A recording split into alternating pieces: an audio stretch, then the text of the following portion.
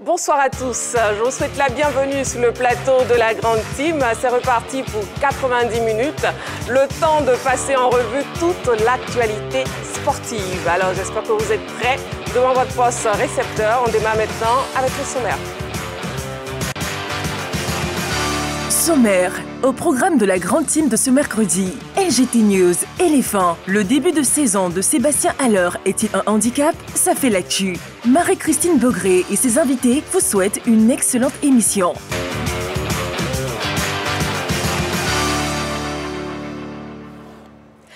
Comme à l'accoutumée, vous aurez la possibilité d'interagir avec nous au cours de cette émission avec la question LGT que je vous donne. Le début de saison de Sébastien Haller est-il un handicap pour les éléphants? Vous avez donc la possibilité de nous écrire sur la page Facebook de la 3 qui vous appartient. Écrivez-nous et en cours d'émission, ce sera un plaisir pour nous de lire vos messages. L'équipe de ce soir est composée, je commence par la dame, l'équipe de ce soir est composée de Yellow, de Jean-Philippe et de Balo. Yellow, bonsoir. Bonsoir Marie. Comment vous allez? Je vais très bien, merci. Et toi? Très bien, ça fait plaisir de vous retrouver pour la rentrée. Mais moi également. De la Grande Team. Oui, la rentrée de la Grande Team, je vous voyais à la télé, vous étiez mes stars et tout, je rêvais. Et puis voilà, je suis sur votre plateau avec Jean-Philippe et Balo. Voilà. Et aujourd'hui, c'est vous notre star. Oh là là, je rougis. Jean-Philippe, bonsoir. Bonsoir Marie-Christine. Comment vous allez? Super bien. Bon, nous, on était ensemble lundi. Oui, on poursuit donc la semaine. On poursuit la semaine, voilà. Balo. Oui, bonsoir Marie-Christine. Comment vous allez, Balo? Ça va, ça va. D'accord. Très bien. Donc, on est d'attaque pour les 90 minutes. C'est parti. Mais déjà, on démarre avec LGT News. On y va. LGT News. LGT News. Du tennis pour entamer nos news.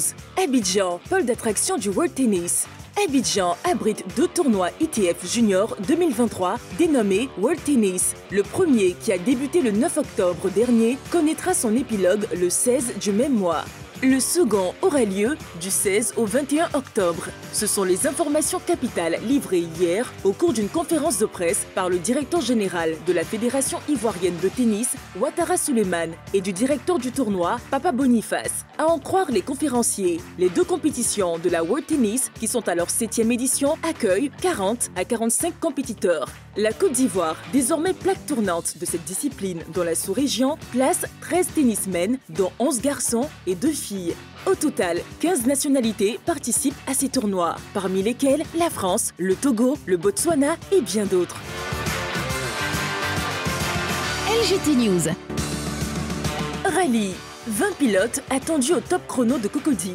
Les vrombissements de moteurs vont se faire entendre le week-end prochain à l'occasion de la 5e édition du Top Chrono de Cocody, organisée par le Racing Club Automobile de Cocody, dont le président n'est autre que Moussa Fané. À l'en croire, 20 pilotes sont attendus à cette course qui marquera également les 40 ans de carrière de son père, le pilote Fané Moussa.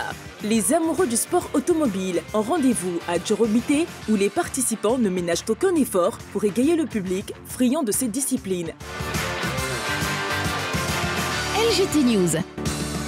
Lutte. L'Assemblée générale élective prévue le 16 octobre. Sauf changement de dernière minute, la Fédération ivoirienne de lutte sera en Assemblée générale élective le 16 octobre prochain. Ces assises seront l'occasion pour le comité directeur sortant de dresser le bilan moral et financier de ces 4 années de gestion à la tête de cette fédération. L'étape principale de cette Assemblée générale est sans contexte l'élection d'un nouveau président. Sur ce point précis, aucune information n'a filtré sur les différents candidats. Nos sources nous révèlent cependant que le président sortant, Honoré Alou, est en course pour le scrutin. LGT News.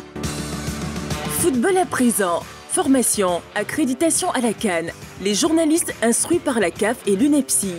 En collaboration avec la Confédération africaine de football, l'Union nationale de la presse sportive de Côte d'Ivoire a initié une séance de formation à l'endroit des hommes de médias. Il s'agissait ni plus ni moins d'instruire les journalistes sur les demandes d'accréditation lors des grands événements comme la CAN. Des échanges fructueux qui ont permis à l'ensemble des participants de comprendre les raisons des rejets et la manière de s'inscrire sur la plateforme média de la CAF. Cette initiative de formation menée par la présidente de l'UNEPSI, Cathy Touré, une première de ce genre, fut une réussite. nous voulons rentrer dans la vision globale qui est d'organiser la meilleure CAN jamais organisée. Donc nous, en tant que journalistes également, nous allons décliner nos objectifs de cette vision-là afin de pouvoir mobiliser le maximum de journalistes jamais mobilisés et battre le record du Cameroun. Parce qu'il y a eu beaucoup de journalistes au Cameroun. Pourquoi pas, nous allons battre le record du Cameroun. Voilà un petit débrief des news. On commence avec Yellow. Yellow, avec vous, on parle lutte. Oui, lutte ivoirienne, arrivée le 16 novembre 2019 à la tête de la Fédération ivoirienne de lutte. Le président Honoré Alou a réussi à donner un tout autre visage à cette fédération. Autrefois inexistant, dès qu'il a pris fonction à la Fédération ivoirienne de lutte, il s'est chargé de trouver un siège à la fédération et il a doté de matériel moderne. Il faudrait dire qu'il a aussi réussi à galvaniser les différentes ligues, tant à Abidjan qu'à l'intérieur du pays. De cette ligue, la Fédération ivoirienne de lutte se retrouve maintenant à 17 ligues pour 35 clubs. Et au plan sportif, la Côte d'Ivoire a réussi quand même à se hisser au niveau continental et international. Pour le mandat du président Honoré Alou, il comptabilise une trentaine de médailles dans les compétitions internationales, ce qui est rare. C'est vrai qu'il y a les sports majeurs en Côte d'Ivoire, le football, le taekwondo, mais il a réussi quand même à tirer son épingle du jeu. Tout à l'heure, dans l'élément, on disait qu'on n'avait pas grande visibilité sur les autres candidats. Le président Honoré Alou est candidat à sa propre succession et en plus de lui, il y a M. Kwame Ewi qui essaiera de briguer, essaiera de battre M. Honoré Alou pour pouvoir briguer un mandat à la tête de la Fédération ivoirienne de lutte. Donc félicitations déjà pour le mandat du président Honoré Alou et on espère que la lutte ivoirienne pourra émerger comme tout autre sport, notamment le taekwondo. Oui, très bien. Monsieur le président Honoré Alou, le président sortant qui se représente. Oui. D'accord, très bien. Balo, oui. Avec vous, on part en Belgique et on parle particulièrement de Lukaku qui rend hommage à Eden Hazard. Oui, un hommage tout à fait mérité parce que Eden Hazard, il faut dire que c'est 33 buts en 126 sélections avec les Diables Rouges, mais pas que, c'est quelqu'un qui a eu une carrière jalonnée par les différentes étapes des catégories inférieures à l'équipe A. Il a entamé sa carrière en 2006 avec les moins de 15 ans jusqu'à entamer sa carrière avec l'équipe A en 2008. Donc on voit qu'il y a une longue carrière avec l'équipe de Belgique, mais il y a eu aussi des résultats avec la statistique que je viens de donner. Mais il faut dire que ça laisse un peu sur la fin. Il y a un goût d'inachevé avec cette magnifique génération de Belgique incarnée par Romelu Lukaku, par Kevin De Bruyne, par Eden Hazard, qui avait des prédispositions individuelles exceptionnelles, mais qui n'a pu concrétiser cela par un trophée majeur. Mais clairement, Eden Hazard aura marqué le football, notamment à Lille, en Ligue 1, où il a explosé de par sa faculté de percussion, de par son grand talent. À Chelsea, également, il était étincelant, même si au Real Madrid, sur la fin, il termine pas tellement sur une bonne note, avec un physique qui laisse à désirer, puisqu'il a pris du poids, bien sûr des blessures également qu'il faut noter. Mais globalement, ça a été une grosse carrière et je pense que cet hommage n'est pas du tout usurpé. Ouais, et on espère une très bonne reconversion pour Eden Hazard. Jean-Philippe, avec vous, on parle d'Olivier Giroud. Bon, plutôt du supporter qui s'est fait tatouer l'arrêt d'Olivier Giroud. Oui, c'est tout comme, parce que ce supporter-là a décidé d'immortaliser un événement assez cocasse au niveau du championnat italien. Ce n'est pas le premier joueur du champ qui se retrouve dans les buts, il faut le dire. Sauf que face à Genoa, la situation était tendue. Olivier Giroud a pris ses responsabilités et il a réalisé une parade, bon, je dirais qu'elle est un tout petit peu drôle, mais qui a quand même sauvé son club et cette parade est devenue iconique à telle enseigne que le supporter du Milan a décidé de se la faire tatouer. Mais derrière cette parade, il faut dire que le lendemain, le maillot du gardien du Milan AC a été le plus vendu. Il était en rupture de stock dans toutes les boutiques officielles du Milan AC. Oula. Et le site de la boutique a permis le flocage Olivier Giroud. Même au niveau de l'équipe nationale de la France, le CM de l'équipe de France s'est amusé également à réactualiser la liste donnée par Didier Deschamps en disant maintenant on a le 4e gardien qu'Olivier Giroud. Bon, il a réalisé une magnifique parade. Voilà, c'est tout à son honneur et on voit que les hommages se poursuivent pour sa belle prestation. Voilà qui est dit. Bon, on espère que Yellow va se tatouer aussi peut-être un arrêt de Marie-Christine Begré. Je ne suis pas adepte des tatouages, donc ça ne sera pas... ça sera pas possible. Bon, ça ne sera pas Yellow, c'est pas bien grave. Bon, madame, messieurs, on va parler maintenant boxe et ça sera dans le Focus.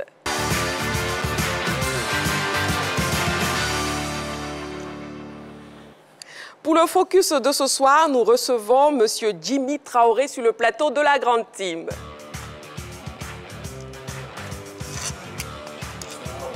Bonsoir. Asseyez-vous. Bonsoir, Jimmy Traoré. Bonsoir. Comment vous allez? Ça va, super bien. Très bien. Bon, ça fait plaisir de vous avoir sur le plateau de la Grande Team. Hein? Moi également. Vous êtes promoteur de gala de boxe. Alors, dites-nous tout. Qu'est-ce que vous nous préparez? Nous avons un projet d'insertion des jeunes par le sport, Oui. avec ce grand ministère régalien de la jeunesse, avec ce ministre Malo Touré aujourd'hui qui est en train d'impliquer cette jeunesse-là au sport, à cette nouvelle valeur-là de travail d'abnégation qu'on est en train de prôner. Aujourd'hui, nous avons une caravane. Nous sommes à la 4e édition, faisant des communes difficiles, commencer par Boaké, Tekoubé jusqu'à Boaké. Nous répétons les talents et nous leur proposons l'école de la seconde chance par le sport. Donc aujourd'hui, on part encore à Boaké. On était à Tekoubé et à Daloa au début de la caravane. Et là, nous partons pour Boaké ce 14, pour mettre Boaké en lumière, pour primer, pour porter nos jeunes frères au rêve du sport. Et aujourd'hui, nous sommes avec vous pour dire aux jeunes de Boaké, à la personne de Boaké, que, eu égard à cette occasion qu'on leur donne de profiter aisément par la vision du nouveau maire, le ministre des Transports, Amadou Koné, et le directeur du conseil régional, M. Assaoré Claude, Jacques, qui se sont très impliqués pour que Boaké ait un nouveau visage et que ces jeunes-là puissent aujourd'hui profiter de ces valeurs de sport, comme je vous ai dit. Donc, nous avons une campagne de dépistage qui commence à 7 h du matin sur le site pour nos populations, nos parents, qui ont sensibilisé le diabète qui est un tueur silencieux. On est en train de présenter ça d'abord. À partir de 17 h, nous projetons tout le monde des éléphants.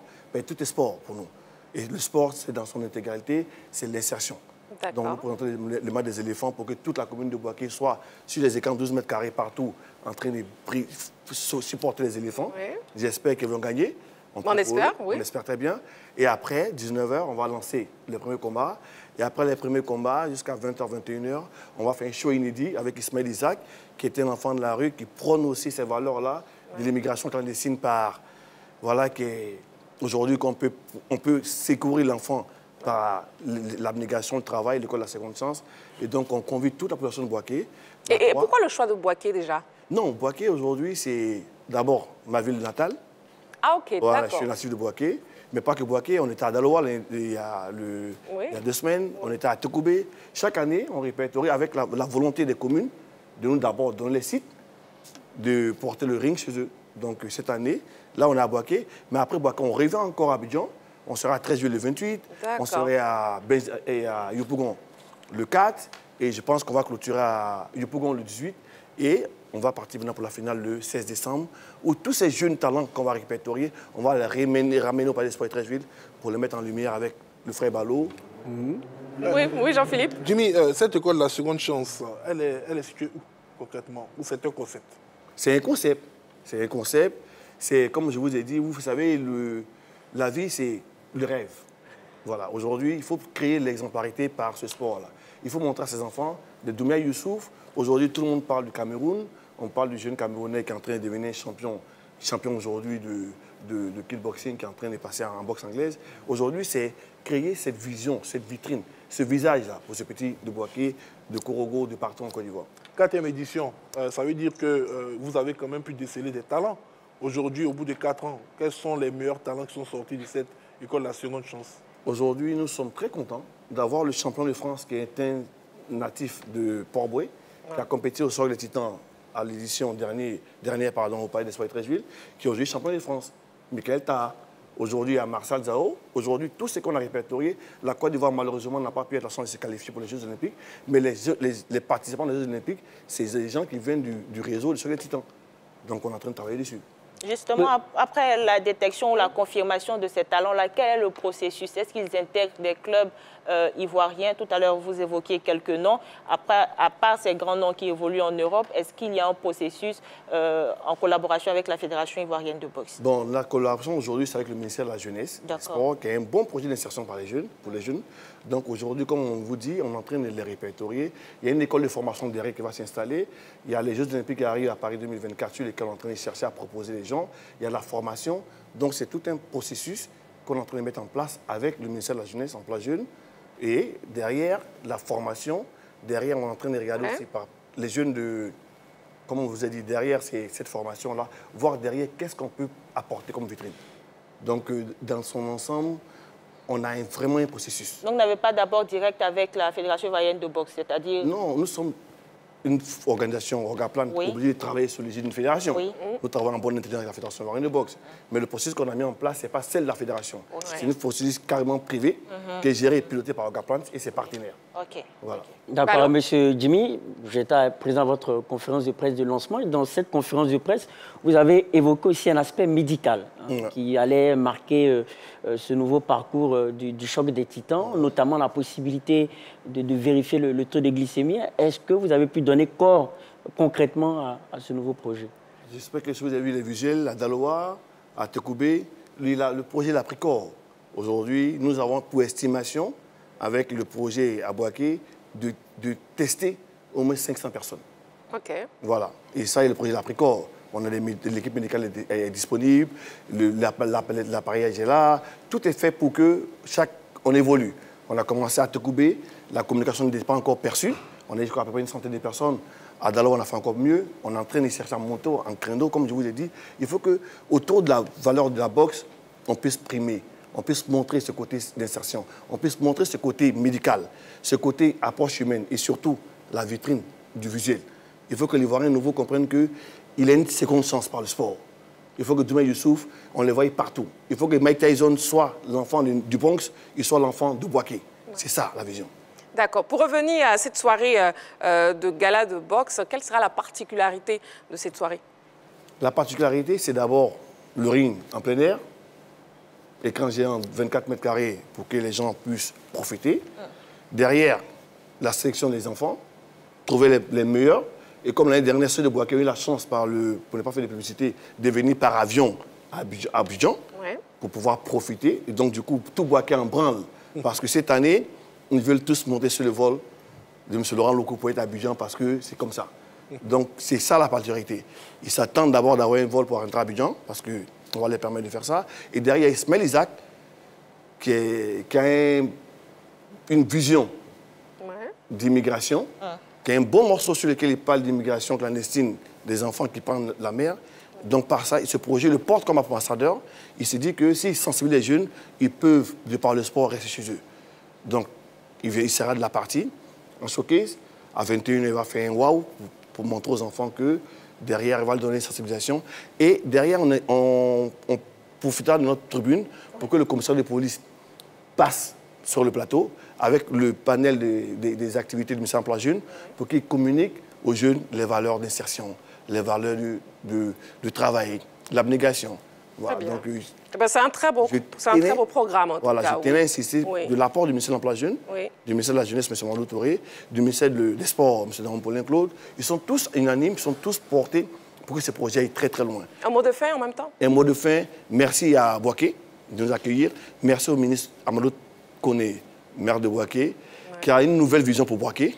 À l'honorable Bema Fofana, au président du conseil régional de Bouaké, à Saoré, le grand frère, qui est vraiment porté aussi. Merci à toutes ces personnes qui vous soutiennent. Qui nous soutiennent parce qu'ils se disent que c'est l'école de la seconde chance et ils ont besoin de ça. Merci à la 3.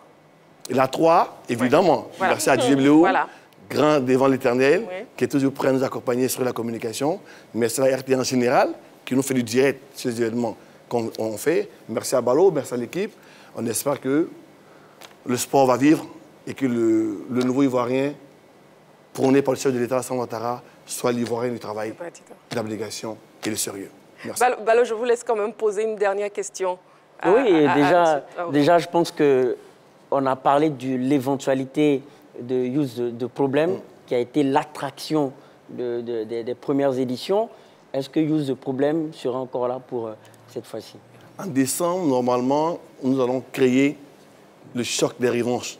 Et Youssouf viendra, si on arrive à peaufiner, qu'on fait un dernier combat avec Abdel Nicolas pour pouvoir faire une revanche à Abidjan.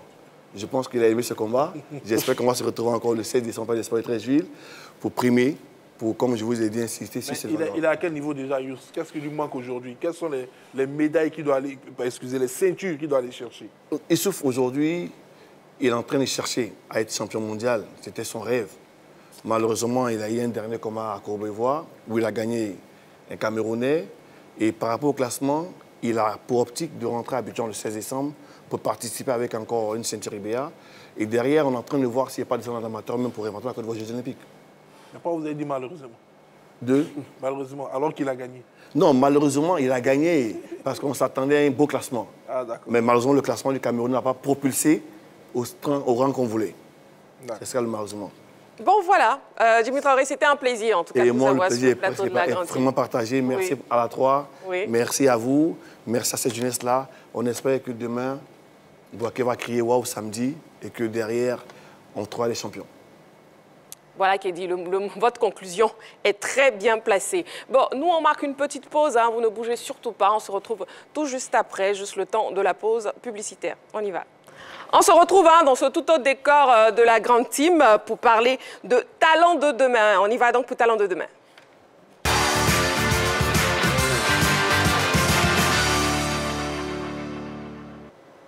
Pour cette rubrique, nous recevons donc Guy Orlus. Bonsoir Guy Orlus. Bonsoir Marie-Christine. Comment vous allez? Comme un charme, je me porte. Très bien. Ben, c'est un plaisir de vous avoir, Guy Orlus. Oh, ça fait toujours plaisir, hein, surtout de retrouver la Grande Team après un moment de pause. Voilà, puis retrouver aussi nos téléspectateurs pour leur proposer ce qu'on a comme recherche, comme résultat de nos recherches. Parce que là, Talent de demain, c'est parcourir Abidjan, la Côte d'Ivoire pour dénicher des talents et puis aussi les proposer à nos téléspectateurs. Voilà, il ne suffit pas seulement que de rechercher des talents, mais aussi des talents qui ont une histoire. Donc c'est ce qu'on aura à proposer ce soir. D'accord. Et quel talent vous avez découvert ce soir? Aujourd'hui, nous sommes 11 octobre. Voilà, donc chaque 11 octobre voilà, de chaque année, les Nations Unies ont décrété la date du 11 octobre comme étant la journée internationale du droit de la jeune fille. Voilà, donc je jugeais juste de choisir une jeune fille pour ce premier numéro de Talent de demain, pour ce retour. Donc on va découvrir une jeune joueuse de football voilà, qui évolue dans un centre de formation, qui a une histoire particulière. Maîtrise de la conduite de balle, contrôle parfait, coup de pied arrêté, ça va super bien. Ça, tout de suite, à la voix, ça attire le regard. Donc je me suis dit pourquoi pas m'intéresser à ce profil-là et puis aussi qu'il y a une histoire derrière. Je n'ai pas envie de dévoiler. Voilà, non, allez-y. Voilà. D'accord, donc comme on a le temps, aujourd'hui on assiste à l'essor du football féminin sur le continent, et principalement en Côte d'Ivoire, des joueuses qui aujourd'hui arrivent à défendre les couleurs du pays. Vous pouvez donner son nom, hein, c'est Kadi Diallo. Effectivement, Kadi Diallo, jeune adolescente, voilà, seulement de 15 ans, voilà, qui pratique le football depuis, je pense, l'âge de 8 ans, voilà, qui est très passionnée. À un moment, elle était obligée d'abandonner les études, voilà, pour des raisons liées à la famille, à la tradition. On parle bien sûr de mariage. De mariage, oui, c'est ce qu'on avait appris, effectivement. Un mariage, malheureusement, qui n'a pas pu on va dire heureusement qu'il n'a pas pu avoir lieu, sinon ça aurait pu, on va dire, stopper voilà, l'ambition de cette jeune fille, de cette adolescente. Voilà, ça allait briser ce rêve-là. Ah non, moi je ne suis pas d'accord avec vous. Le mariage ne peut pas empêcher de réaliser ce rêve. Effectivement, elle est adolescente. Oui, elle est en progression, donc je pense que le temps d'apprendre la vie, d'apprendre de la vie, vivre sa passion, avoir un métier. Voilà, ça, je pense que c'est ce mariage avorté. Je pense que c'est cela qu'on parle d'avantage. D'accord. Voilà. Donc on espère qu'elle va pouvoir continuer. Et Très bien. Oui. Très bien, Guy Orlus. On regarde cet élément. D'accord. Et puis on en parle juste après avec beaucoup plus de détails. Ça marche. Allons-y. Devenir footballeur professionnel et avoir une renommée continentale, voire même internationale, est aujourd'hui le rêve de nombreux jeunes Africains, sans distinction du genre, car le football n'est plus la chasse gardée des hommes. Ces 10 dernières années, le foot féminin s'est progressivement imposé en Afrique, en Côte d'Ivoire en particulier. Le pays a son championnat de football féminin, à l'intérieur duquel sortent chaque année des stars du ballon rond. On peut citer entre autres Coco Irene, Ida Rebecca Guéaï ou encore la jeune footballeuse de l'Inter d'Abidjan, Yasmine Timiti, des footballeuses qui suscitent le rêve chez les plus jeunes. Sur la longue liste de talents, Kadi Diallo, cette adolescente âgée seulement de 15 ans, espère un jour devenir footballeuse professionnelle. Pour y arriver, elle a décidé de consacrer tout aux entraînements. Je m'appelle Diallo Kadi, j'ai 15 ans, je suis footballeuse et je suis attaquante. 3 fois par semaine, elle rejoint ce centre de formation pour apprendre et se tailler une carapace pour affronter les réalités du métier. Le résultat de ces longues années d'apprentissage nous est évoqué par son encadreur, Zawi Hervé. Je pense qu'elle a commencé avec moi depuis 2021. Voilà, je ne la connaissais pas. Elle est venue vers moi, elle m'a dit non, qu'elle veut jouer au foot. Mais ses premières touches de balle, en tout cas, m'ont vraiment capté. Voilà, ces touches de balle, ses dribbles, ses frappes. Et quand nous avons commencé les compétitions, en tout cas, elle est sortie l'une des meilleures joueuses, l'une des meilleures buteuses aussi. Tous les mercredis et samedis, Kady Diallo rejoint ses amis sur ce terrain pour l'entraînement. Elle a droit ce jour à une séance d'entraînement accélérée, des échauffements afin de préparer les muscles, des exercices de passe pour affiner les précisions de passe, pressing et conservation de balles. Et enfin, le jeu sur espace réduit en guise de révision de ce qui a été appris assorti de tests de coups de pied arrêtés.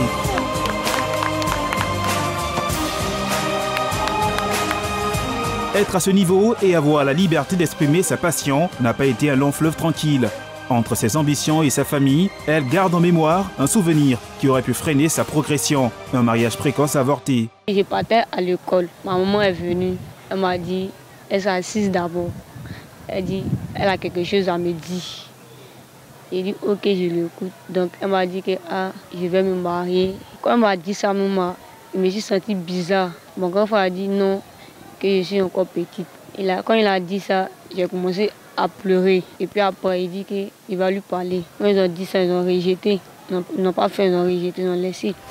Les stéréotypes basés sur le genre, les principes religieux ou encore traditionnels sont entre autres ces mots qui minent et qui freinent la volonté de ces jeunes filles à pratiquer le football. Mais pour Kady Diallo, la motivation est encore plus grande que ce mauvais souvenir. Elle espère atteindre un jour le plus haut niveau. Avec tout ce que j'ai traversé, je sais qu'un jour je vais réussir. Je sais jongler, je sais jouer au foot. Les moments qui ne laissent pas les filles jouer au ballon, s'il vous plaît, laissez votre enfant jouer au ballon parce qu'il y a le bon dedans. Un reportage très émouvant, hein, Guyorlus. On note donc que c'était un mariage forcé. Hein. Et effectivement, un mariage forcé qui a été, comme l'a dit, qui a été avorté grâce à l'intervention du grand frère. C'est en ce sens-là que je pense que c'est un problème d'information. Aujourd'hui, les filles ont la possibilité de suivre des cours. Et lorsque les parents n'ont pas eu la chance aussi d'aller plus loin, un peu plus loin à l'école, on est souvent confronté à ces difficultés-là. Mais heureusement, il y a eu le grand frère qui a eu à échanger avec les parents, qui les a convaincus. Et puis, je pense qu'elle a eu la chance aussi de continuer sur cette lancée-là, grâce aussi à son entraîneur. Et est-ce qu'il y a un véritable engouement en ce qui concerne la mobilisation des jeunes filles pour l'apprentissage du football, comme est-ce qu'on le voit pour les centres de formation pour les hommes? Oui, moi, je suis déjà très heureux de voir qu'on a des centres de formation qui sont consacrés seulement qu'aux jeunes filles, parce qu'il y a quelques années, on ne les avait pas. Donc déjà, le nombre, il n'est pas conséquent, mais je pense qu'il est, on va dire, à saluer. Elles étaient, je pense, 15 dans ce centre de formation, 15 filles.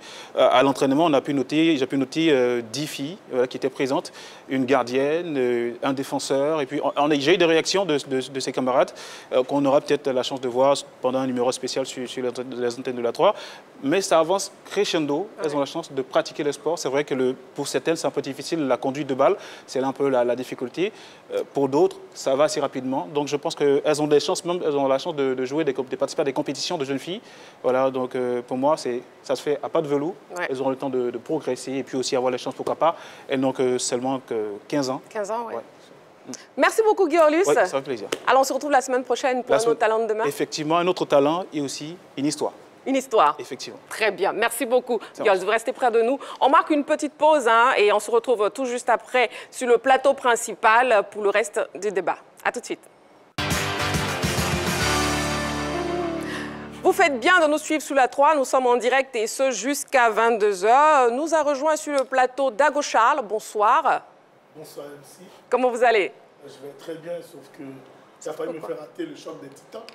Mais comment? Notre Don King ivoirien sur ce plateau-là, heureusement, dans le couloir, j'ai entendu tout ce qu'il a dit à propos de ce grand combat-là, ce gars-là du côté de Boaké. Moi, il serait à Boaké. Et je ne sais pas si ça fait vous savez quoi, Dago Charles? On a un petit souci technique parce que j'ai l'impression que votre micro n'est pas en marche. Désolé, hein, c'est le technicien qui l'a... C'est pas bien grave, on va régler ça tout à l'heure. Il est temps à présent de passer à l'actu.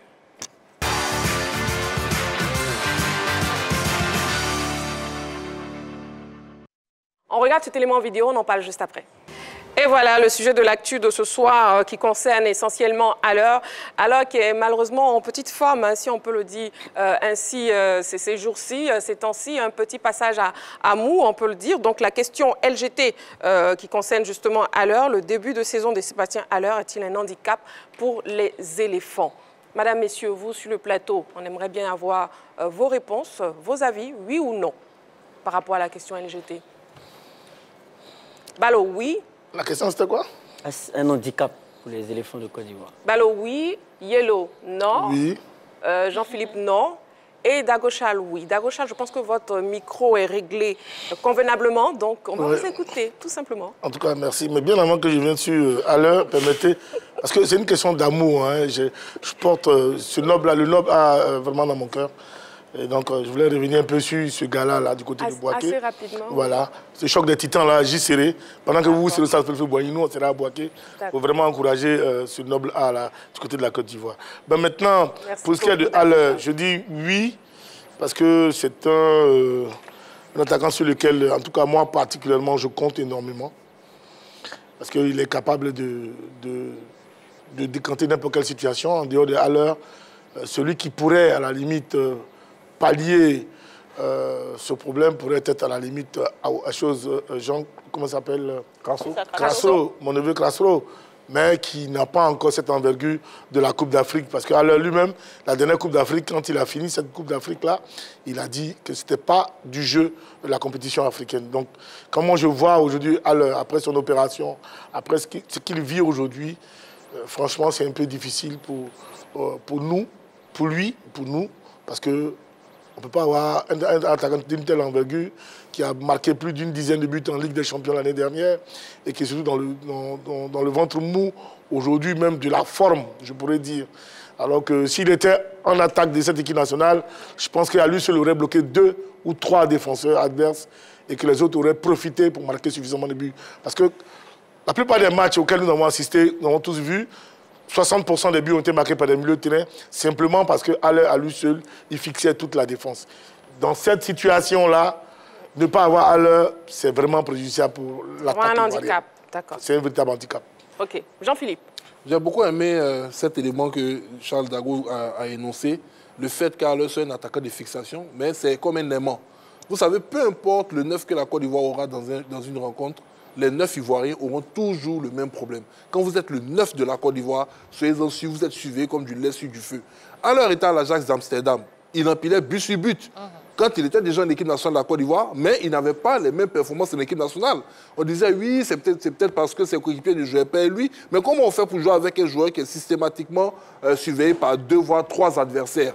Donc, le seul fait qu'il soit présent libérait des espaces pour ses coéquipiers. Et ceux-ci parvenaient donc à réaliser ce qu'on a dit de, je ne vais pas dire des exploits, mais marquer les buts. Il permettait au milieu de terrain d'être beaucoup plus proche de la surface de réparation. Ça a permis à un garçon comme Sangare Ibrahim de prendre beaucoup de frappes de loin et d'être, je dirais, d'être devenu un bien meilleur buteur que le Sangare qu'on avait connu en début sous le mode de l'équipe nationale.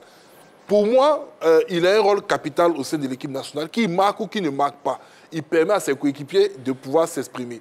Mais on aimerait véritablement que notre 9 puisse, au-delà de ses capacités qu'il a réussi à nous faire montre, c'est-à-dire ses capacités de placement, d'ouverture pour ses coéquipiers, qu'il puisse concrétiser ne serait-ce que les rares occasions qu'il a. Parce que sur ces dernières sorties, il faut le dire également, il a eu des opportunités, mais il n'a pas su trouver le chemin des filets. C'est ce qui inquiète un tout petit peu. Bon, on espère que là, il va retrouver la confiance qu'il avait un tout petit peu perdue, parce que la dernière fois qu'il a eu un déclic au niveau de son club, c'était lors de cette rencontre face aux Comores, où il était arrivé à Boaké, il avait marqué, et chose assez étonnante, on dit qu'il ne marque pas, mais l'année passée, savez-vous, le meilleur buteur de l'Ajax, et plutôt de Dortmund, a terminé avec combien de buts? Il a terminé avec 9 buts, à égalité avec Haller, qui a joué pratiquement que 11 matchs. Donc c'est dire qu'il suffit d'un déclic pour que l'attaquant se retrouve. Moi, pour l'instant, je ne suis pas inquiet, comme je l'ai dit, je ne suis pas inquiet. Il est en famille, avec ses coéquipiers, ils vont trouver la solution avec Gassé. Pour l'équipe nationale, c'est une autre motivation. J'espère maintenant qu'il va ouvrir son compteur but pour cette équipe nationale-là, même si en club, il a quelques difficultés.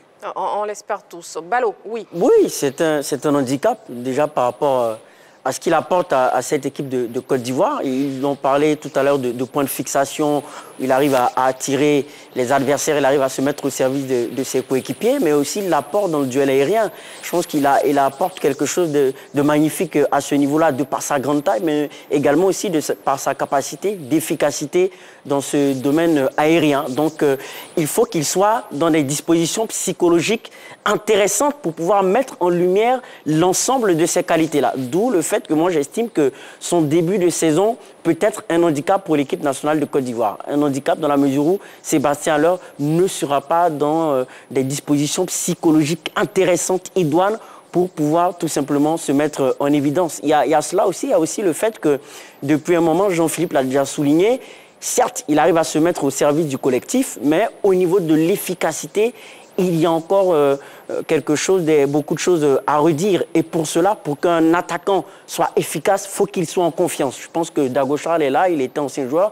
Le capital confiance, c'est une chose très, très importante pour un attaquant pour pouvoir tout simplement faire la différence. Maintenant, est-ce que cet handicap est irréversible? Moi, je dirais non, parce que en ce qui concerne son profil, il y en a un qui monte en puissance, sinon deux, Jean-Philippe Grasso, qui depuis plusieurs matchs monte en puissance dans ses performances, mais il y a aussi Christian Kwame qui monte également en puissance en termes de performance, mais en termes aussi d'activité en ce qui concerne le jeu offensif des éléphants. Donc oui, c'est un handicap, mais on peut éventuellement trouver des palliatifs si psychologiquement il est en dedans. Yellow, un handicap? Non, j'ai répondu non parce que pour moi, il faudrait relativiser. On parle d'un début de saison qui ne définit pas le reste de sa saison. C'est vrai qu'il connaît quelques difficultés avec son club actuellement, Dortmund. Il doit être en manque de confiance peut-être. Mais je pense qu'une fois en sélection, comme le disait tout à l'heure Jean-Philippe, aura certainement le déclic. Et par rapport à son efficacité, je ne pense pas qu'il soit si efficace ou qu'il ait été si efficace lors de ses dernières apparitions en club. En 2021, il a été parmi les meilleurs buteurs de la Ligue des Champions avec 10 réalisations, mais n'a pas égalé ce record-là en sélection. Donc, dire que ses débuts en club pourraient nous handicaper, je ne pense pas, surtout qu'on a plusieurs autres attaquants, notamment Grasso, Christian Kwame, il y a encore Konaté, Karim. Voilà, donc je ne pense pas que son début de saison puisse inquiéter la sélection. On a sur la page Facebook IB La Force Tranquille qui nous dit après avoir passé à côté de quelques 2 ou 3 sorties, il a manqué du temps de jeu. Depuis un moment, il ne fait que jouer des bouts de match. Ce n'est donc pas facile de retrouver sa forme dans ces conditions. Je pense que ce n'est pas un handicap pour la sélection. Il lui faut seulement la confiance du sélectionneur et ça marche. On a aussi le message d'après. Monsieur Arès, qui nous dit pas vraiment, juste que Sébastien est un attaquant de surface et qui a besoin de ballons devant des buts. C'est ce qui n'est pas le cas en équipe nationale. Alors je pense que ce sont les ailiers qui commencent à être un handicap pour lui en sélection. Bon, très bien. Je sais que tout à l'heure, Balo a parlé du côté psychologique. Est-ce qu'on peut dire qu'il y a un blocage psychologique?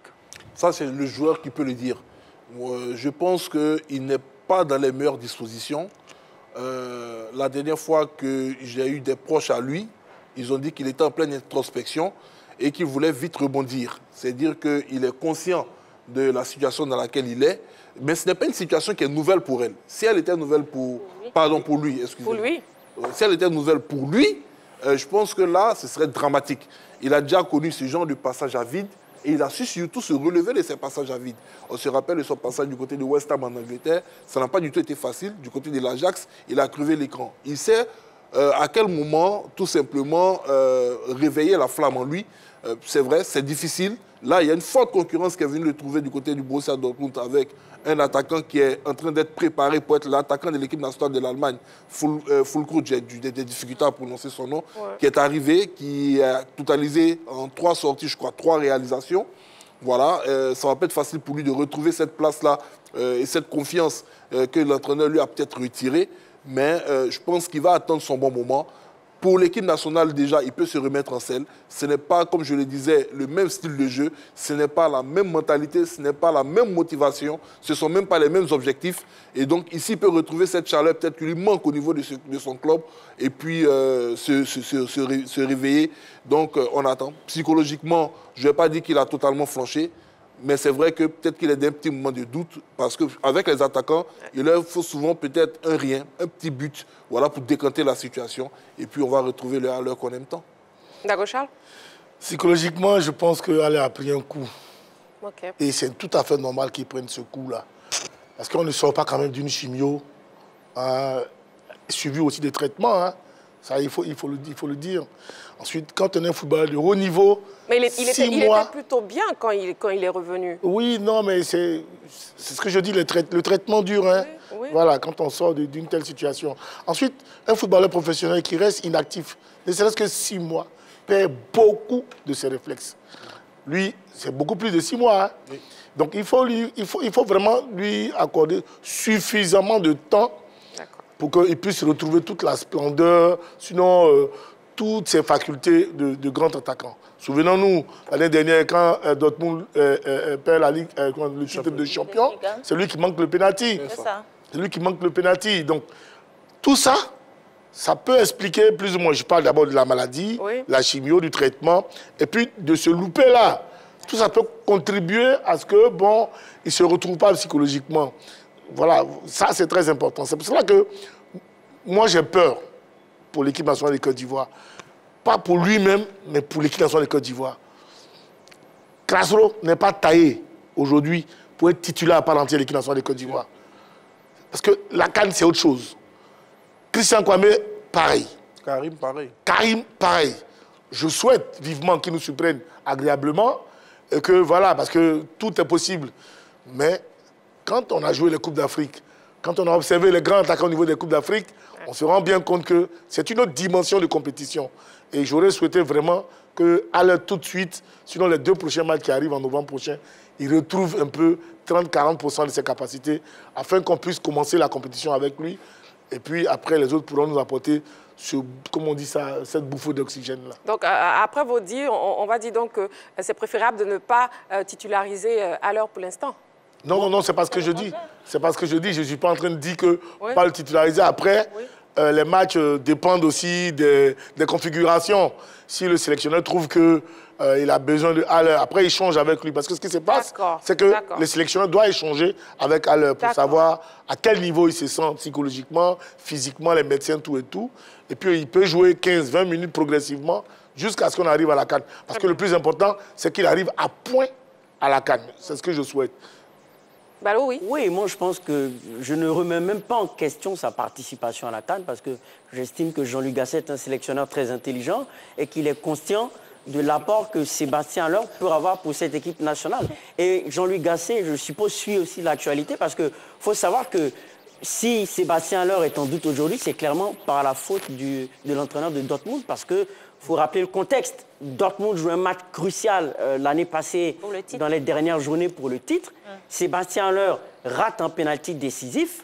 Et vu que l'entraîneur de Dortmund est un grand psychologue, il trouve le moyen de le mettre sur le banc au lieu de le mettre en confiance pour lui permettre d'aller au-delà de cette mauvaise passe pour pouvoir servir son équipe de Dortmund. Donc moi, je pense qu'il y a un gros problème de management au niveau des entraîneurs, de l'entraîneur de Dortmund, ce qui explique que Sébastien Haller soit en doute. Mais je ne pense pas que ça puisse remettre en cause sa participation à la Coupe d'Afrique des Nations, qui pour moi est déjà obtenue.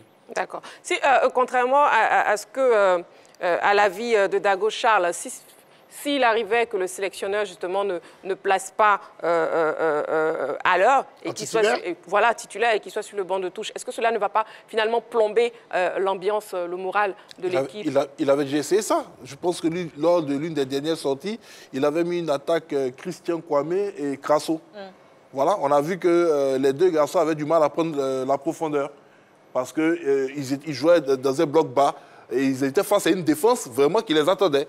Voilà pourquoi on parlait de l'apport de Haller. Quand Haller est là, au niveau de l'attaque, sur ce match où il marque ce but-là, on se rend compte que sur le but inscrit en début de rencontre par Christian Kwame, c'est grâce à une aspiration d'Haller qui est arrivé, qui a attiré les défenseurs. Christian Kwame l'espace et il a reçu le ballon, une passe directe de Sangaré qui lui a permis d'aller battre le gardien. Donc c'est dit que s'il n'est pas là, les autres vont devoir prendre leurs responsabilités. Mais comme l'a si bien dit Charles, imaginez simplement une rencontre, celle qui arrive face au Maroc, une telle défense demi-finaliste de Coupe du Monde, ben, il faut être vraiment costaud mentalement pour pouvoir affronter ce genre d'équipe. Ces garçons-là ont l'audace. Ils ont l'audace, mais est-ce qu'ils ont l'astuce? Est-ce qu'ils ont l'expérience nécessaire pour avoir ce niveau de concentration qui va leur permettre à n'importe quel moment de la rencontre de prendre à défaut de telles équipes? Voilà la difficulté de la Coupe d'Afrique des Nations. Donc moi je pense que l'entraîneur va continuer ses prospections. Il va essayer de renforcer encore plus l'équipe. Quand on regarde au niveau des différentes lignes de la Côte d'Ivoire, je pense qu'au niveau des gardiens de but, c'est bouclé. Au niveau de la défense, on a de magnifiques jeunes défenseurs qui sont arrivés. Au niveau du milieu des terrains, il y a certains même qui ont été laissés au niveau des sélections jeunes qui peuvent venir renforcer cet axe-là. Mais au niveau de l'attaque, je pense qu'il a fait appel à tout ce qu'on a comme attaquant aujourd'hui en compétition. Ouais. Voilà. Donc, ça va être difficile de se passer de ceux qui sont là, d'essayer d'autres combinaisons. Je pense qu'il va plutôt miser sur la mise en confiance de son attaquant. Mais derrière, il y a des jeunes qui peuvent quand même réaliser de belles choses. Yelo, vous pensez pareil, hein? Oui, je pense pareil, mais au-delà de l'aspect tactique, je pense qu'il faudra mettre plus l'accent sur l'aspect psychologique. Ouais. Parce que sur ce plateau, on peut parler de l'apport de Sébastien Haller sur le front de l'attaque, mais est-ce que le garçon sera prêt à pouvoir disputer cette rencontre-là? Tout à l'heure, Dago Charles parlait de certainement l'échange que Gassé pourrait avoir avec Sébastien Haller. C'est vrai qu'on le voudrait, évidemment, sur ces deux rencontres-là, contre le Maroc et l'autre rencontre. Mais est-ce qu'il est prêt? Parce qu'en sélection, ça ne va pas.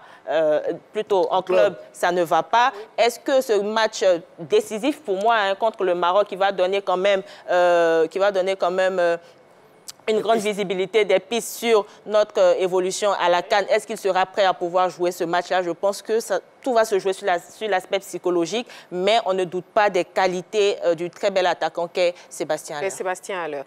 Sur la page Facebook, d'autres avis. Konefis, moi, nous dit forcément, et si on se base sur les critères d'être performant avant d'être sélectionné, il ne doit pas être titulaire face au Maroc, mais vu que c'est notre attaquant numéro 1 et l'expérience qu'il a, il doit être titulaire pour la confiance.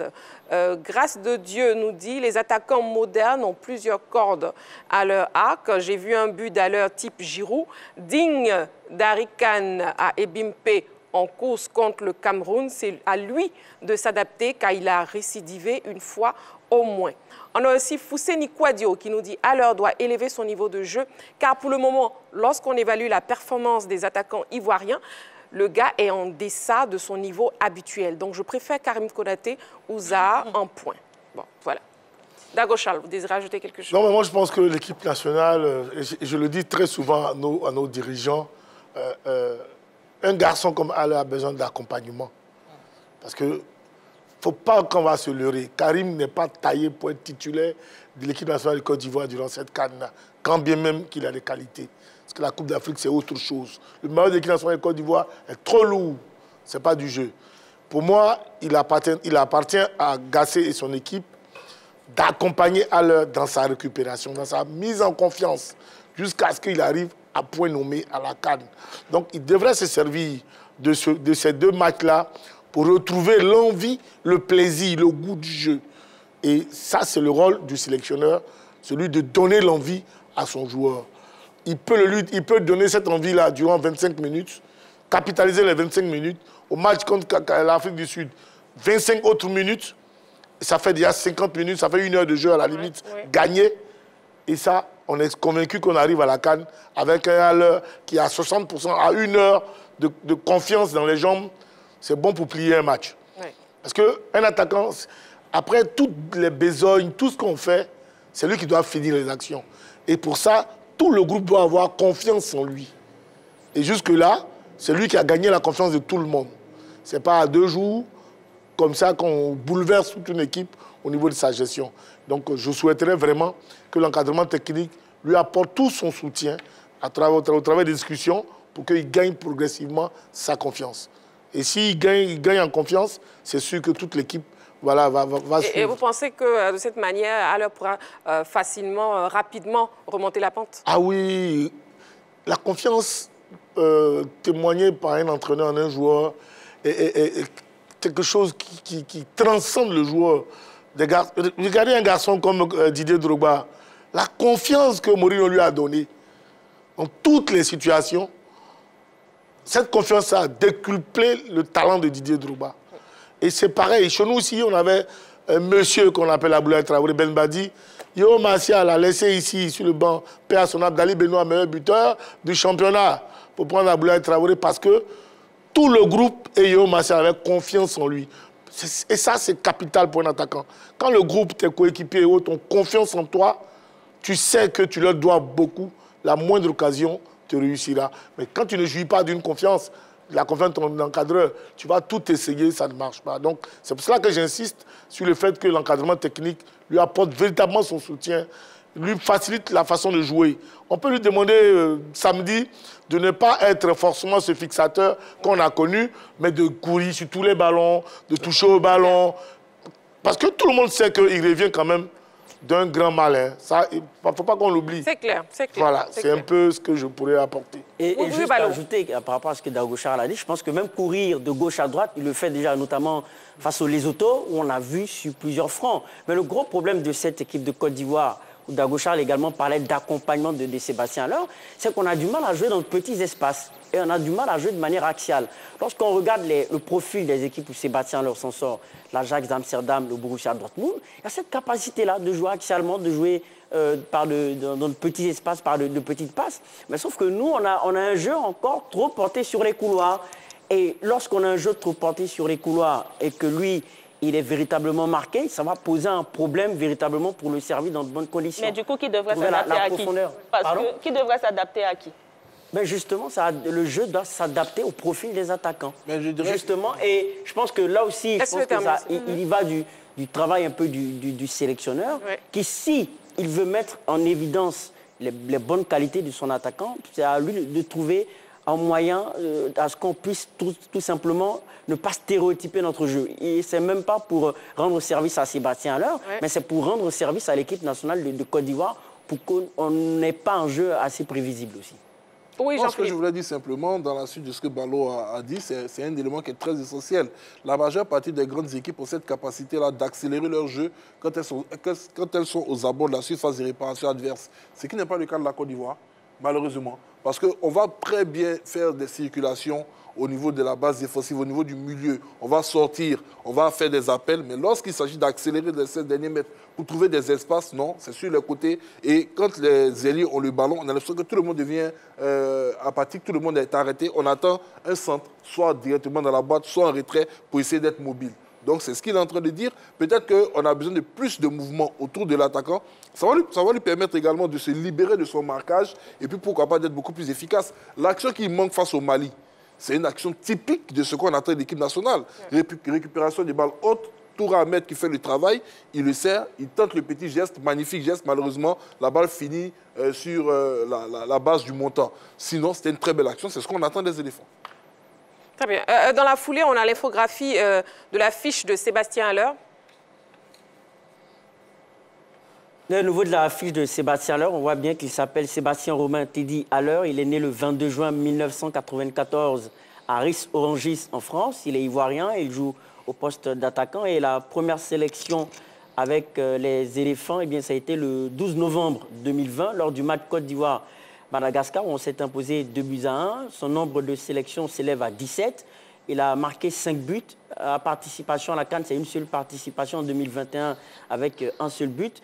Et cette saison avec le Borussia Dortmund, c'est 8 matchs, 5 titularisations, 2 buts, 0 passes décisives, 1 carton jaune, 0 carton rouge.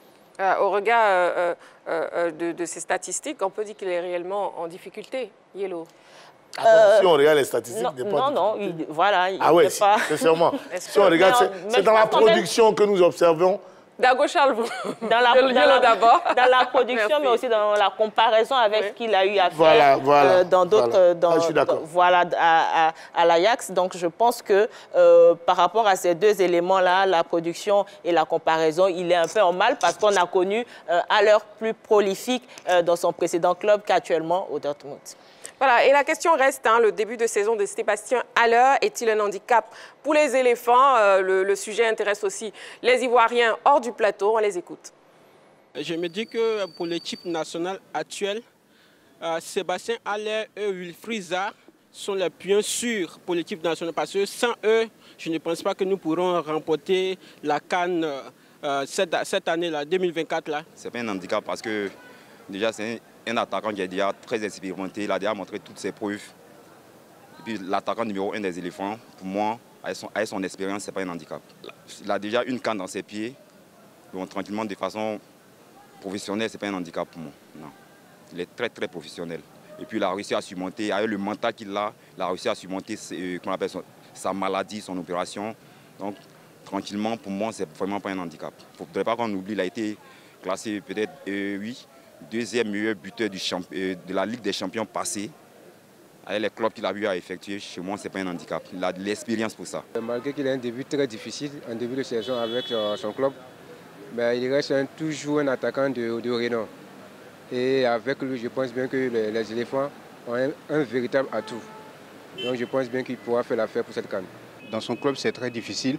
Alors que pour tout bon joueur qui vient en sélection, doit toujours être au top.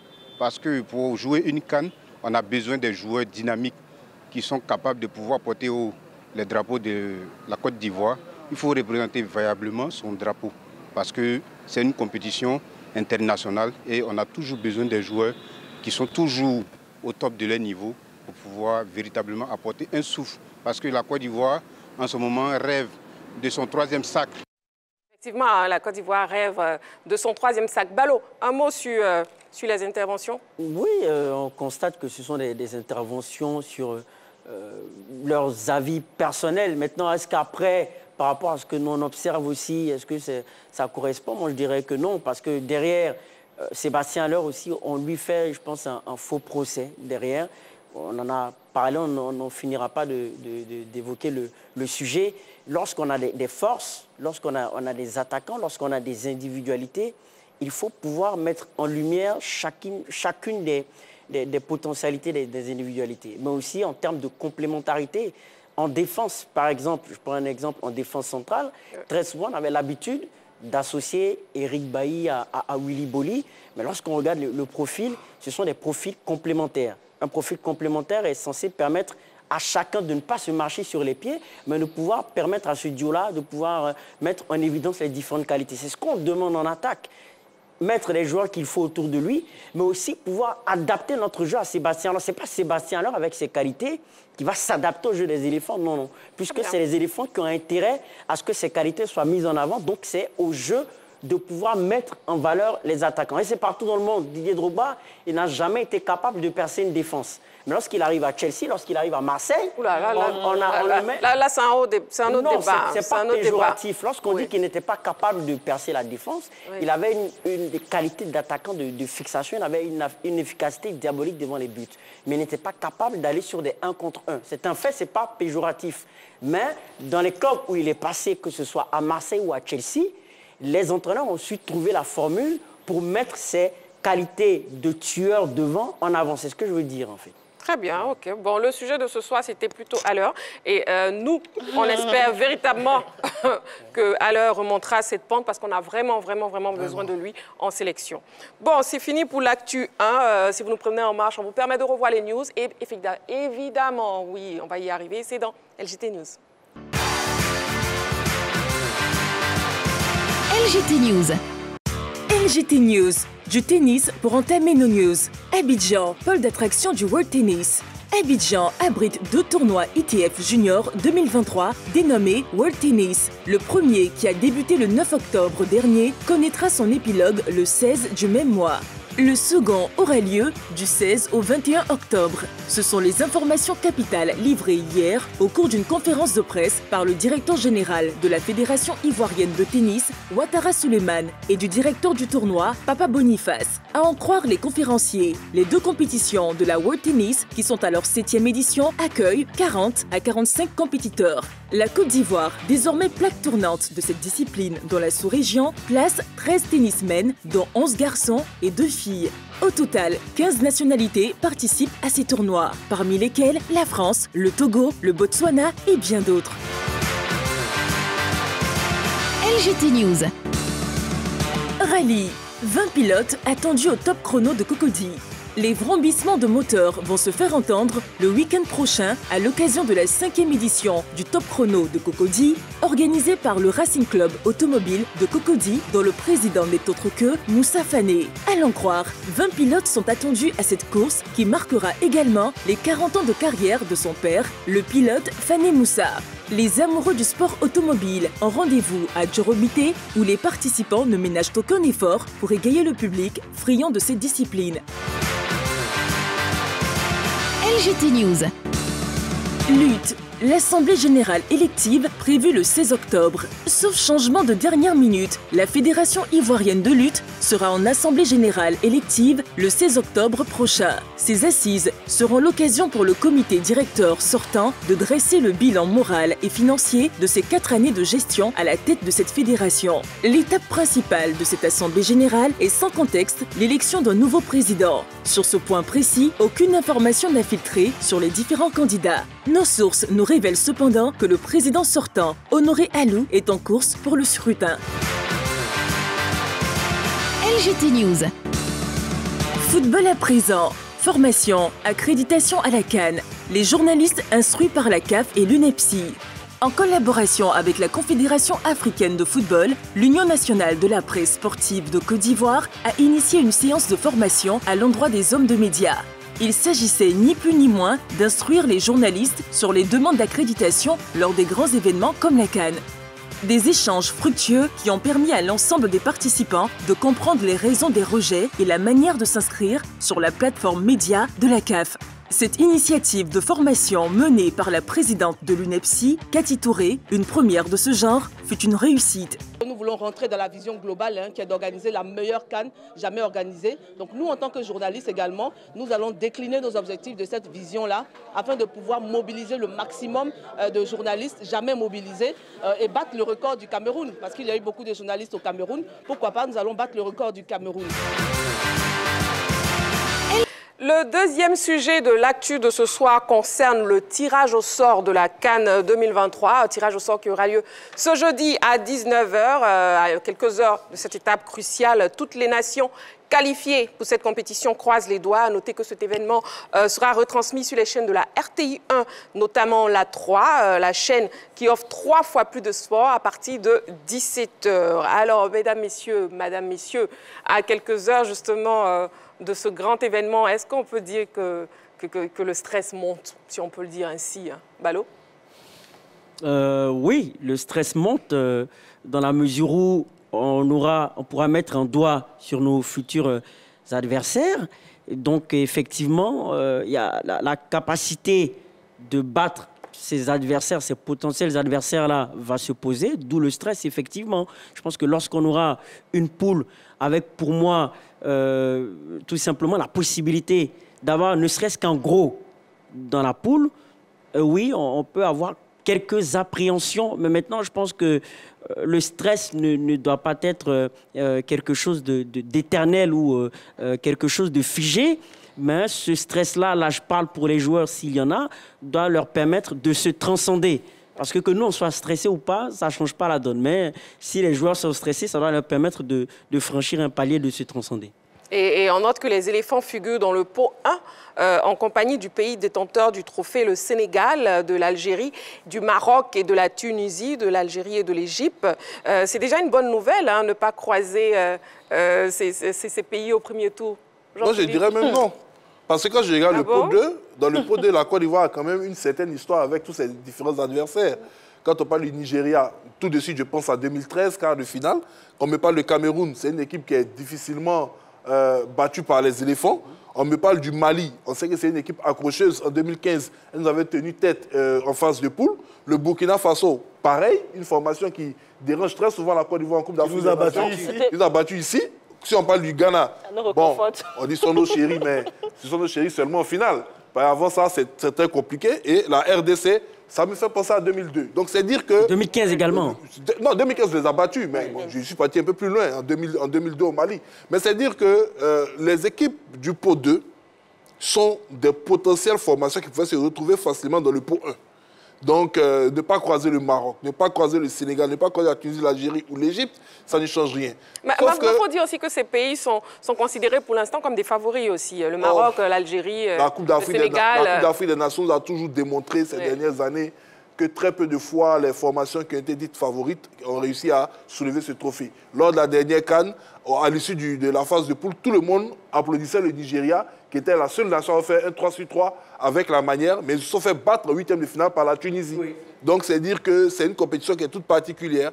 Moi, je n'ai pas ce stress. C'était ça votre question. Je n'ai aucun stress parce que je me dis qu'en ce moment précis où nous sommes là, peu importe l'adversaire qu'on va tirer, Si on veut aller gagner cette compétition, on va devoir battre la quasi-totalité de nos adversaires.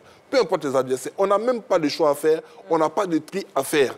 On est déjà dans cette compétition. Si on a déjà la tête à cette compétition, il faut y aller à fond. Et je suis sûr d'une chose, peu importe ce que les gens diront, tous les spécialistes peuvent dire la Côte d'Ivoire ne fait pas des favoris, on n'a pas une équipe qui fait peur, mais toutes ces nations qui vont se présenter au stade des BIP et face aux éléphants vont venir quand même avec la peur au ventre. À part nos frères camerounais. Ah bon? Je suis très, oui, ce genre de situation-là, ils adorent ça. Donc je me dis, on verra le tirage au sort demain. On va appréhender maintenant, après le nom des différents adversaires des éléphants. Et puis, on espérera que Gassé, ces garçons réaliseront plus tard une belle campagne. Pour chacun de vous, hein, quel serait le meilleur tirage possible pour la Côte d'Ivoire? Yellow. Personnellement, je n'ai pas de meilleur tirage parce que tous les pots sont aussi redoutables les uns que les autres. On pourrait parler de petites nations dans le pot 4 où il y a le Mozambique, la Namibie, la Gambie qui est sur le terrain, pas une petite nation, mais historiquement, qui est dans notre poule pour la Coupe du Monde. Voilà, historiquement est une petite nation, la Tanzanie, mais dans l'ensemble, non, j'ai pas de choix. Je pense que les éléphants devront affronter chaque match selon sa réalité, selon l'adversaire en face, et puis on essaiera de remporter la CAN chez nous. D'accord, c'est l'avis de Yellow. Oui, Jean-Philippe, vas-y rapidement, oui. Non, quand vous allez finir, j'ai essayé. J'ai essayé de donner quand même... D'accord. Non, mais moi j'aimerais bien... Oui, Dagocha. J'aimerais bien qu'on rencontre d'abord le Ghana, dans le pot 2. Ah bon? Le Ghana ou la RDC, voilà. Dans le pot 2, dans le pot 3, on a la Guinée équatoriale, le Cap-Vert, et puis de l'autre côté, le Mozambique, ce serait intéressant. Question pour nous de retrouver notre appétit offensif avant de croiser au second tour les autres. Mais comme il a dit, tu ne peux pas gagner la Coupe d'Afrique sans battre au moins 2 grands. C'est clair. Donc, à tous les coups, on fait partie des grands d'Afrique. Donc, les autres aussi font leurs calculs en pensant nous battre. Donc, voilà, faisons tous les calculs possibles. Mais, contrairement à la dernière Coupe d'Afrique, je crois que c'était 2019, non 2021 2019, sachons voilà, au Cameroun, là, sachons faire aussi les calculs. C'est très, très important. Parce que la dernière Coupe d'Afrique nous a montré qu'on n'a pas su éviter l'Égypte. Donc, j'espère que l'encadrement technique cette année saura calculer de sorte qu'on finisse soit deuxième ou premier pour ne pas rencontrer telle personne. Ça se gère comme ça. Bien sûr. Ça se gère comme ça. C'est pas qu'on a peur, non. C'est une question de calcul pour pouvoir le croiser, cet adversaire qui pourrait être redoutable en demi-finale ou en finale. On se rappelle, Mondial 2098, les Français ont fait de sorte qu'on ne croise pas le Brésil jusqu'à ce qu'ils arrivent en finale. Donc pourquoi pas? On pourrait avoir ce type de calcul aussi. Meilleur tirage, Ballon. Moi, je dirais qu'il n'y a pas de meilleur tirage parce que le football a changé. Moi, je me souviens du premier match du Sénégal face au Zimbabwe lors de la CAN 2021. Ça n'a pas été du tout une balade de plaisir pour les Sénégalais qui se sont même imposés dans les toutes dernières secondes sur un penalty un penalty litigieux d'ailleurs, de Sadio Mané. Donc, c'est dire qu'aujourd'hui, il y a un nivellement des valeurs du football. Donc, même la Tanzanie est capable de battre la Côte d'Ivoire parce qu'aujourd'hui, ce qu'on remarque, c'est que le football ne se joue même plus sur des qualités intrinsèques, même si ça sont pesant d'or. Ça se joue plus essentiellement sur ça, mais ça se joue sur la détermination et la volonté. Donc, les nations dites petites auront leur mot à dire face à la Côte d'Ivoire si elles sont déterminées, si elles mettent de l'engagement. Donc, pour moi, il n'y a même pas de pot préférable ou pas, parce que toutes les équipes auront leur mot à dire. Et même le capitaine Gagui Céline Saint-Jean l'a dit, pour dire que, pour tout simplement banaliser le statut de favori, ce n'est pas l'équipe favorite qui gagne, ce n'est pas la meilleure équipe qui n'a pas encore, qui joue, qui a le statut de favori qui va gagner la CAN, mais c'est celle qui gagne la CAN qui est la meilleure. Donc, ce n'est pas l'équipe favorite qui est la meilleure, mais c'est celle qui gagne qui est la meilleure. Donc, pour dire que tout le monde a son mot à dire d'entrée de jeu dans la compétition. Bien sûr. Bon, on va dire, de nos jours, il n'y a plus de petite équipe. Hein. Oui, Jean-Philippe. Non, Charles a déjà donné cette poule facile. Hein. C'est-à-dire RDC, Guinée équatoriale et puis Mozambique. Et vous craignez quelle équipe?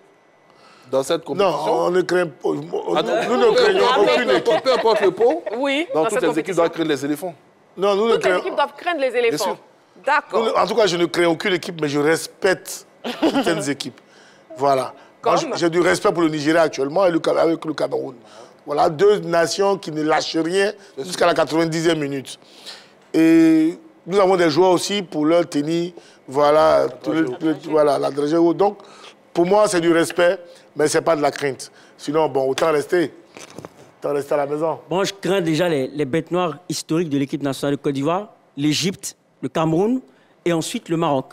Parce que j'estime que sur toutes les lignes, le Maroc a le potentiel individuel et collectif pour pouvoir inquiéter l'équipe nationale de Côte d'Ivoire, déjà grâce à une très bonne défense pour contrer l'armada offensif de l'équipe nationale de Côte d'Ivoire, l'armada offensif de l'équipe nationale de Côte d'Ivoire, mais également un magnifique gardien, Yassine Bounou, pour nous contrer. Donc oui, moi j'estime que le Maroc a le potentiel, le Cameroun et l'Égypte sont nos bêtes noires historiques. Donc, Non, rassure-toi. Les deux Coupes d'Afrique que nous avons gagnées, nous avons battu le Cameroun.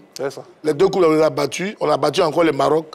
Donc rassure-toi. Ce sont les bêtes noires de votre génération.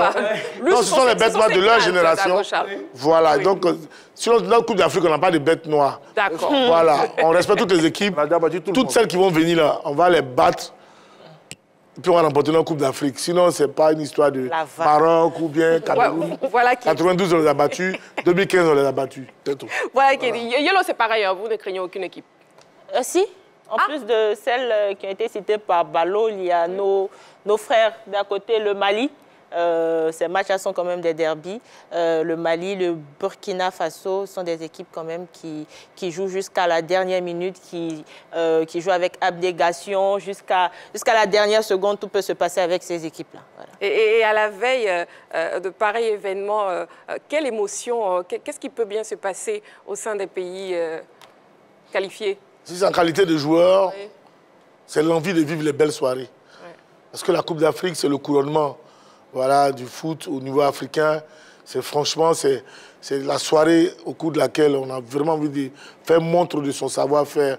C'est là où on imagine maman, grand-père, grand-mère au village, tout le monde te regarde, tu représentes ton pays. Franchement, c'est le moment idéal pour représenter son drapeau, franchement, pour le footballeur. Maintenant, pour le public, tout et tout, bon, eux, ils ont envie de gagner. Est-ce qu'on sent le public mais déjà impliqué? Dans cette canne-là? Oui. Vous allez voir. Ça a commencé sur le plateau. Est-ce qu'on sent? Vous verrez pas de. Quand on va dire ça, ils vont dire qu'on ne les aime pas, mais franchement, on ne sent pas la canne à gagner. Non, moi je suis pas d'accord. Moi je suis pas d'accord avec cette approche. Je suis pas d'accord parce que voilà déjà ce qui était décidé à partir de demain. Aujourd'hui, on a l'hymne officiel qui a été présenté aux membres du COCAN, qui va être présenté demain officiellement, qui va après inonder les ondes. On a les portes d'entrée aujourd'hui de la Côte d'Ivoire, notamment à l'aéroport, où les animations ont commencé à être déployées. Comment dirais-je, les structures éphémères ont commencé à être montées. Les différents panneaux publicitaires à Abidjan et à l'intérieur du pays ont commencé à recevoir, je dirais, l'information concernant l'événement. Pour les abribus, également pareil. Vous allez voir au fur et à mesure maintenant qu'on va monter en puissance dans la fête. Parce que, comme vous l'avez si bien dit, on espère que nos joueurs vont arriver à point à la compétition. C'est pareil que pour les supporters. Si vous commencez une motivation assez tôt, vous avez peur qu'elle s'essouffle arrivé à un certain moment. Et comme l'a si bien dit le Premier ministre, il a dit qu'il fallait qu'on s'assure et qu'on se rassure que les infrastructures et l'ensemble de tout ce qui concourt à cette fête-là soient prêts avant maintenant de lancer la mobilisation. Demain, on aura l'ensemble des sélectionneurs avec, je dirais, leurs responsables fédéraux qui vont aller voir les différents sites d'hébergement, les 24 terrains d'entraînement qui vont tout simplement se décider. Et puis, une fois que c'est terminé, on rentre dans la fête. Donc, moi, je n'écris pas. Il reste quoi? Nous sommes en octobre, novembre, décembre. On a 3 mois pour fêter avant de trouver tout simplement cette canne-là commencer. Et voilà, la CAN, c'est bientôt. Le tirage au sort de la CAN 2023 aura lieu donc ce jeudi à 19 h en direct sur toutes les chaînes du groupe RTI. Bon, nous, on sera là. Et on pourra faire le débrief de ce tirage au sort. Bonne chance à toutes les équipes. C'est la fin de la grande team de ce soir, hein, madame, messieurs. Oui, déjà, malheureusement. Mais on se retrouve demain. Donc, merci beaucoup. Merci, Yolo. Les titans, merci Marie. Les titans ont pris merci Jean-Philippe, merci Dago Charles, merci Balo. Je vous en prie. Merci à vous aussi Chevaux. On se retrouve demain en direct 20 h 30, toujours sur la 3. D'ici là, prenez soin de vous et n'oubliez pas, faites toujours du sport. Tous à Boaké, hein.